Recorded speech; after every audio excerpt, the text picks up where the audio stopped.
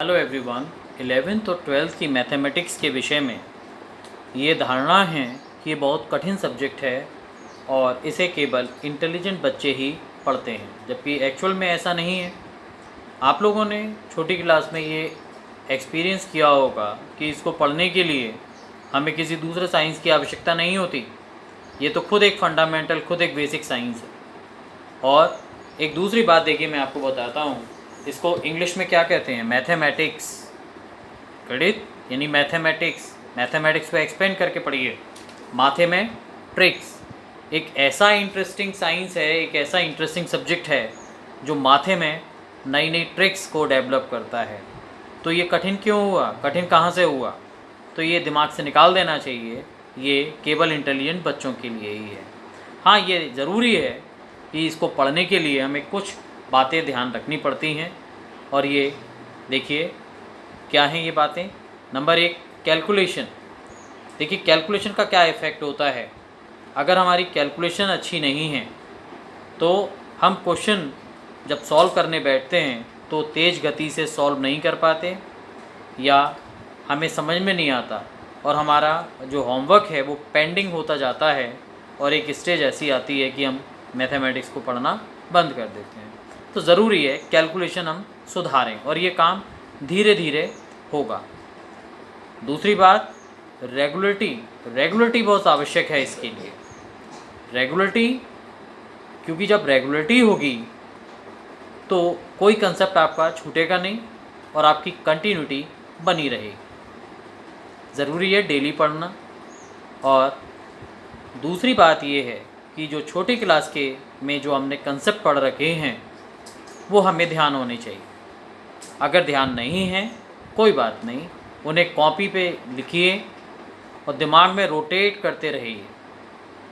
जब टाइम मिले, जैसे मिले, जैसे बहुत छोटी सी बातें हैं, हाई स्कूल में आप लोगों को फैक्टर्स बच्चे नहीं ध्यान रखते, फैक्टर्स में परेशानियां आती हैं, तो फैक्टर्स से रिलेटेड फॉर्मूले, एचसीएफ, एलसीएम, मेंसुरेशन में सिलेंडर, कोन, क्यूब, क्यूबॉइड, वॉल्यूम, इनके सरफेस एरिया, सर्किल, स्फीयर में डिफरेंस, पाइथागोरस थ्योरम, ये सब बातें अगर नहीं याद हैं तो इसका ज़रूरी है ये एक कागज़ पे लिख लीजिए। अपनी कॉपी का जो मार्जिन होता है मार्जिन पे लिख लीजिए। तो जब भी आप अपनी कॉपी पलटेंगे तो आपको ऑटोमेटिकली दिमाग में ये चीज़ें रोटेट होती रहेंगी। तो इस तरीके से हमारा ये रोटेशन वाला कंसेप्ट कंप्लीट होता है, तो ये धीरे धीरे हमें याद होने लगेंगे। दूसरी बात, प्रैक्टिस। प्रैक्टिस कोई नया पॉइंट नहीं है, ये रेगुलरिटी से ही बना है। अगर आप रेगुलर रहेंगे, कैलकुलेशन आपकी तेज़ होगी, तो धीरे धीरे आपकी प्रैक्टिस बढ़ती चलेगी। लेकिन हाँ, एक बहुत ज़रूरी है इसमें पेशेंस रखना। पेशेंस बहुत ज़रूरी है। हमें ये थोड़ा धैर्य रखना पड़ेगा कि गणित सीखने में थोड़ा टाइम लग सकता है ना। ये डिपेंड करेगा कि आप कितने रेगुलर हैं और कितनी प्रैक्टिस करते हैं, कितना हार्ड वर्क करते हैं।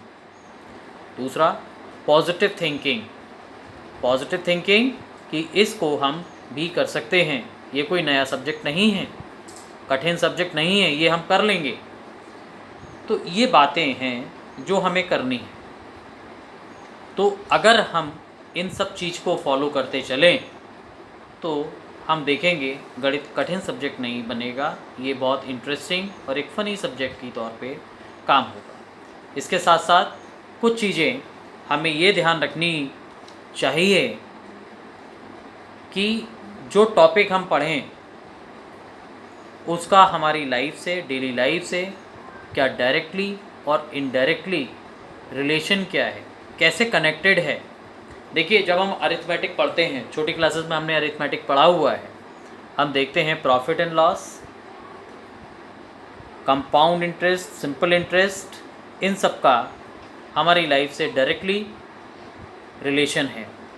इनका क्या यूज़ होता है हमें पता है।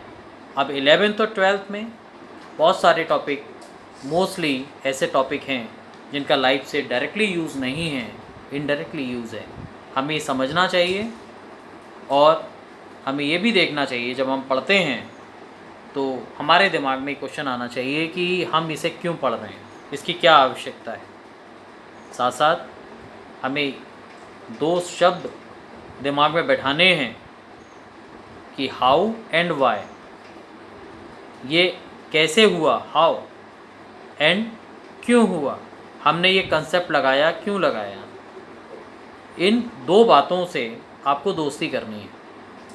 अच्छा, एक बेसिक परेशानी बच्चे की ये आती है कि किसी प्रश्न को सॉल्व जब वो करने जाता है तो सबसे बड़ी परेशानी है, बच्चा ये सोचता है कि मैं इसे स्टार्ट कैसे करूं, कहां से लिखना आरंभ करूं और क्या लिखूं, कॉपी पे क्या लिखना चाहिए। तो मेरा एक सजेशन है इसके लिए, आपको ये देखना चाहिए कि आपके टीचर कैसे लिखते हैं और किस स्टेप के बाद किस स्टेप को वो लिखते हैं, कौन से सिंबल्स यूज़ करते हैं। ये बहुत आवश्यक बात है। इसके लिए आपको क्या करना है, सिंबल्स को एक कागज़ पे लिखना है, उन सिंबल्स का यूज़ करना है।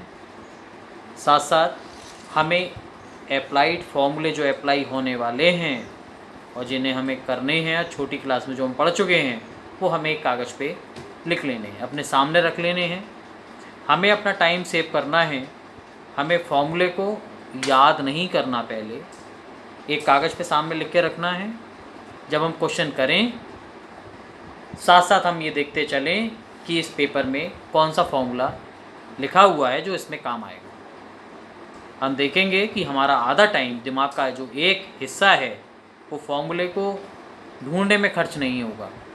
उस एनर्जी को हम किस में, क्वेश्चन सॉल्व करने में यूज़ कर सकते हैं। तो इस तरीके से धीरे धीरे कुछ पॉइंट्स को ध्यान रखते हुए चलें तो हम देखेंगे हमारा टाइम बचेगा और हम अपने सब्जेक्ट, जो कठिन सब्जेक्ट हमें बताया गया था, हम उसे बड़ी आसानी से अपने कब्जे में कर सकते हैं और अपनी लर्निंग को इफ़ेक्टिव बना सकते हैं। हमें ये देखना है, हमें पढ़ना नहीं है, हमें सीखना है। How to read and how to write. हमें एक लर्नर की तरीके से काम करना है, रीडर नहीं। मोस्टली आप लोग यही सोचते हैं, ज़्यादातर बच्चे सोचते हैं कि हम पढ़ते हैं, हम पढ़ते नहीं, हम सीखते हैं। तो आप देखेंगे जो पॉइंट्स मैंने बताए, calculation, regularity means practice, rotation of concept, positive thinking, patience and hard work, these are the key point of mathematics, है ना। मैथमेटिक्स कैसे सीखी जाए, ठीक है। मुझे विश्वास है कि आप लोगों इन पॉइंट्स को ध्यान रखेंगे और हम देखेंगे कि हमारी मैथमेटिक्स की लर्निंग कितनी इंटरेस्टिंग हो जाती है। Thank you.